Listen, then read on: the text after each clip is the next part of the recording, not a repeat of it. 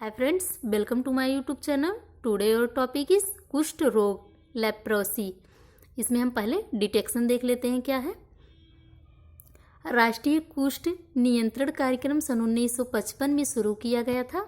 राष्ट्रीय कुष्ठ नियंत्रण कार्यक्रम जो है ये 1955 ईस्वी में शुरू किया गया था. इसके अंतर्गत कुष्ठ रोग के रोगी को शीघ्र पता लगाया जाना व इसके फैलाव को नियंत्रित करना. इसमें क्या था कि सबसे पहले कुष्ठ नियंत्रण कार्यक्रम जो है 1955 ईस्वी में चलाया गया था. इसमें यह था कि जितने भी कुष्ठ रोगी हैं पहले उनका शीघ्र पता लगाया जाए और उसके नियंत्रण को फैलाव से रोका जाए.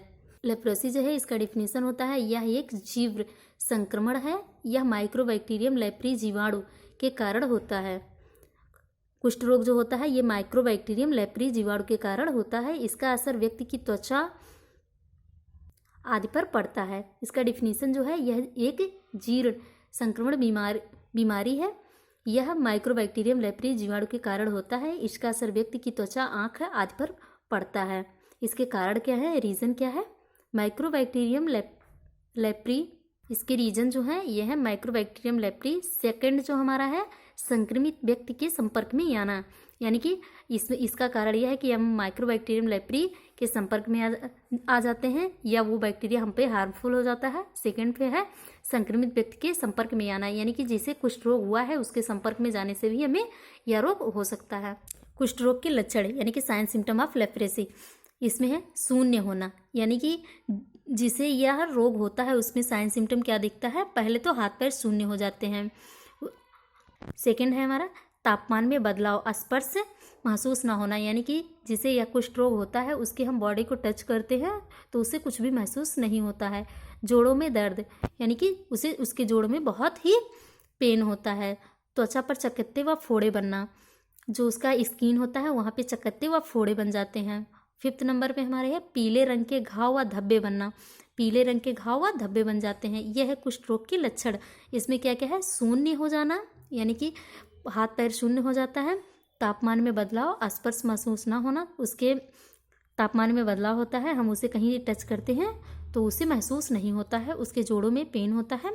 त्वचा पर चकत्ते व फोड़े बन जाते हैं. पीले रंग के घाव व धब्बे बन जाते हैं. 6 नंबर पे है बाल झड़ना, उसके बाल झड़ जाते हैं. 7 नंबर पे है समय के साथ अंगुलियां छोटी होना. जैसे जैसे यह रोग बढ़ता जाता है उसकी अंगुलियां छोटी होती जाती हैं, उसके कान सड़ जाते हैं, उसके नाक सड़ जाते हैं. यह था कुष्ठ रोग के साइन सिम्टम. अब हम देख लेते हैं रेफरल. रेफरल क्या है, इसमें कुष्ठ रोग का पता लगते ही रोगी की घरेलू चिकित्सा की जाती है, क्योंकि इस रोग की अवधि 5 से 10 वर्ष तक या उससे अधिक होती है. जो कुष्ठ रोग की अवधि होती है यह 5 से 10 वर्ष से अधिक होती है. 5 से 10 वर्ष इसका इंक्यूबेशन पीरियड होता है. रेफरल जो है कुष्ठ रोग का पता लगते ही रोगी की घरेलू चिकित्सा की जाती है, क्योंकि इस रोग की अवधि 5 से 10 वर्ष होती है. इसका ट्रीटमेंट उपचार, इसमें मेडिसिन क्या देंगे, 50 mg पर ml, यानी कि 50 mg या ml में डेप्सोन पर डे देंगे. पर डे डेप्सोन देंगे 50 ml. रिफाम्सिन देंगे 50 ml. थर्ड हम देंगे क्लोफाजिमाइन 50 ml.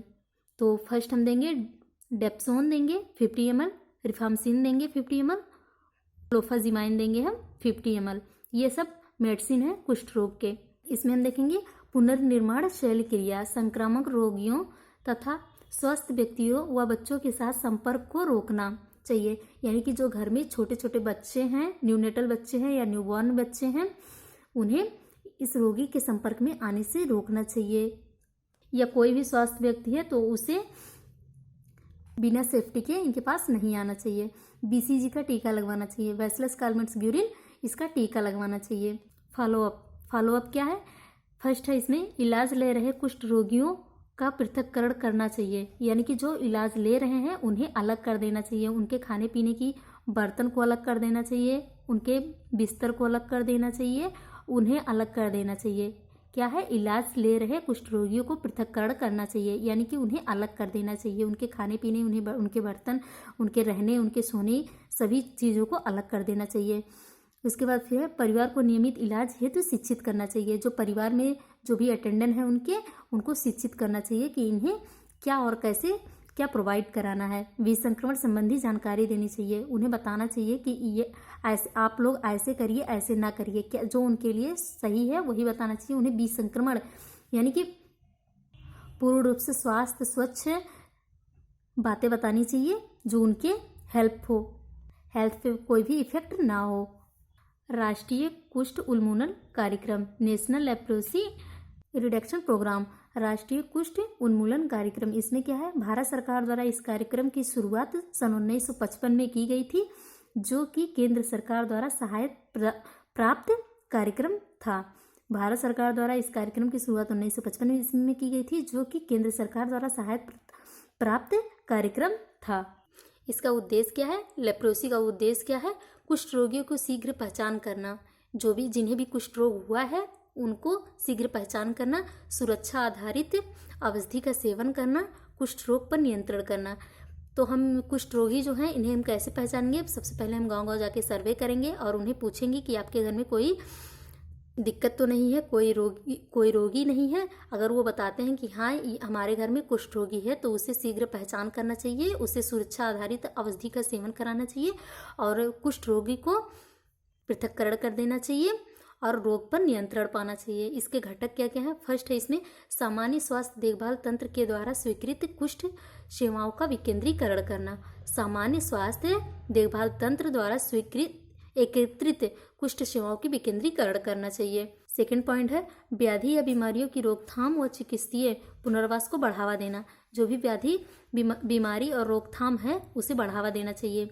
सूचना शिक्षा एवं संप्रेषण को बढ़ावा देना चाहिए। सूचना शिक्षा व संप्रेषण क्या होते हैं, जैसे कि हमें कुष्ठ रोगी जो होते हैं उनके बारे में प्रचार करना चाहिए, प्रसार करना चाहिए, कैंप लगाना चाहिए, उन्हें स्वास्थ्य शिक्षा देना चाहिए।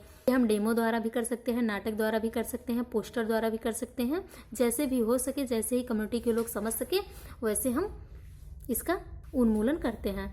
मार्केटिंग इसमें है मुख्य गतिविधियाँ क्या है, फर्स्ट है नए रोगियों की पहचान करना। पहले हम कम्युनिटी में जाएंगे और जो भी हमें रोगी मिलेगा दिखेगा, उसका साइन सिम्टम दिखेंगे या उसके घर वालों से पूछेंगे, अगर वो हमें बताते हैं तो उसकी पहचान करेंगे और उसे पृथक्करण करेंगे और औषधि प्रदान करेंगे। सेकंड नंबर पे औषधि व पट्टी की सामग्री उपलब्ध करवाना।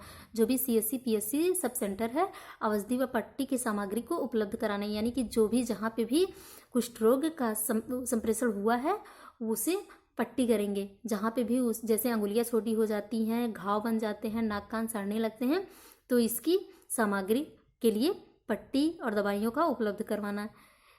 BPL परिवार सरकार संस्थानों को निर्माण शैली क्रिया हेतु रोगी को 5,000 रुपये की सहायता प्रदान करना।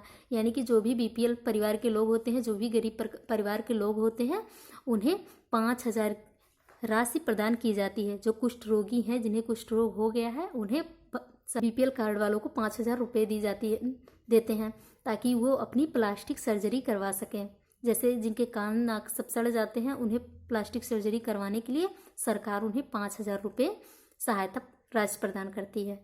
कार्यनीति क्या है, इसमें फर्स्ट हम देखेंगे रोगियों की पहचान कर घर घर जाकर सर्वे करना चाहिए।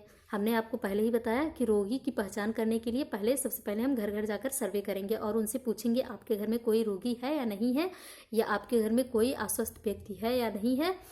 सेकेंड नंबर पे है नए कुष्ठ रोगियों की पहचान करना व उनका उपचार करना। जैसे ही आपको कोई नया कुष्ठ रोगी मिल जाता है तो उसकी पहचान करके तुरंत उसका ट्रीटमेंट करना स्टार्ट कर देना चाहिए।